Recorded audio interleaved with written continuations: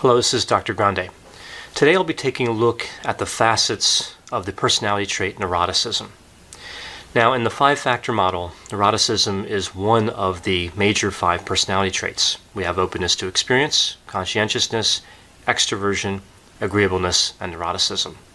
We can remember these by the acronym OCEAN. Each of these personality traits has 6 facets that are associated with it. Here I'll be looking at the 6 associated with neuroticism. Now, it's important to remember that there are different ways to measure these personality traits. Even if we're just looking at the 5-factor model, there are many ways to look at it in terms of measurement. One popular measurement is the NEO-PIR, and another is the International Personality Item Pool. I'm going to refer to the NEO-PIR as the NEO, and the International Personality Item Pool as International.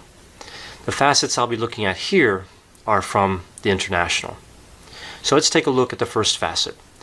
With neuroticism, the first facet is anxiety.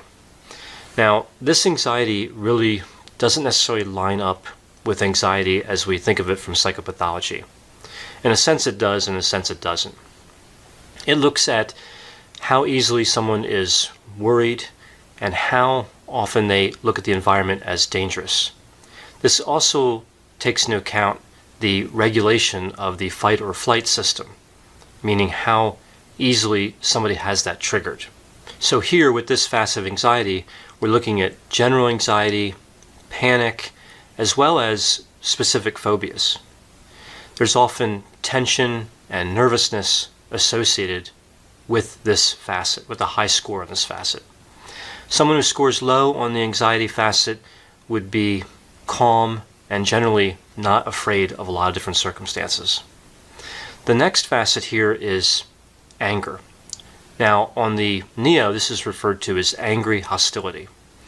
And individuals who score high on the anger facet really have an aversion to when situations don't seem to be going their way. They are generally sensitive to being treated fairly, and they are bitter when they feel like they're being cheated or something's being taken from them.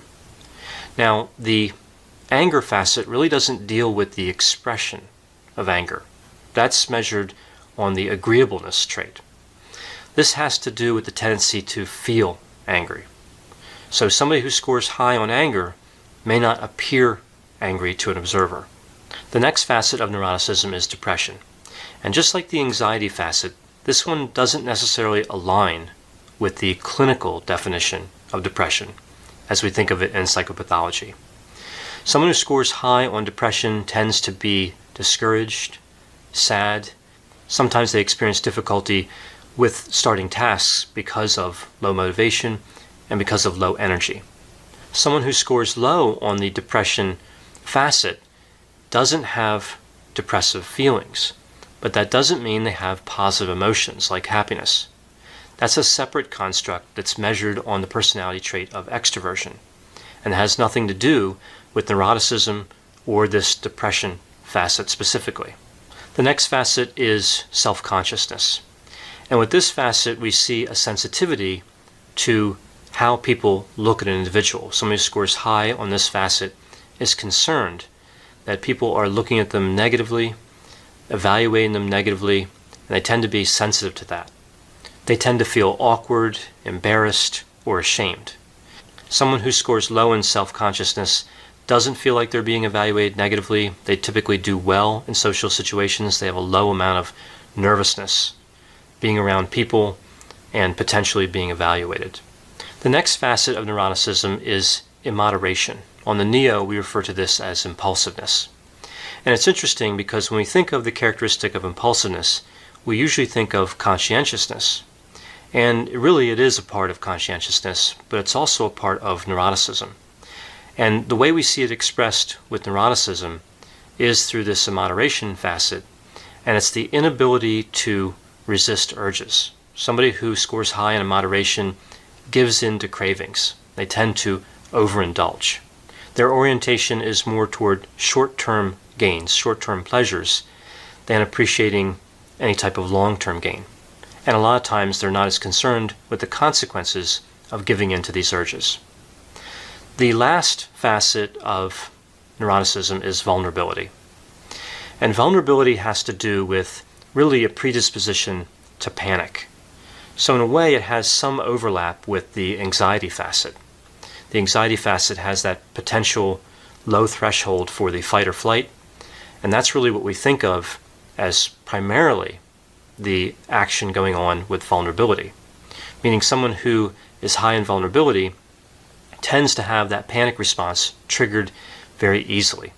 Unlike anxiety, we tend to think of vulnerability as being related to stress, meaning how easily someone panics or feels confused or helpless when a stressor is present, how resistant they are to stress.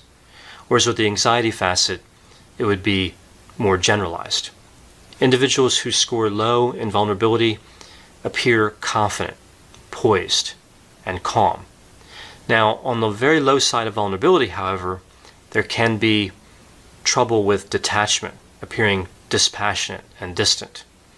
So, like all the facets of all the personality traits, there are positives and negatives to being high scoring or low scoring. Neuroticism in general, if we look at these facets, is associated with poor career outcomes and other negative circumstances when scores are too high. Of course, if somebody has a lot of anxiety and depression and self-consciousness, vulnerability, immoderation, anger, they will experience difficulties in a wide range of activities in society. Now, interestingly though, individuals who are high in neuroticism, high on these facets, tend to do better if they're also high in conscientiousness.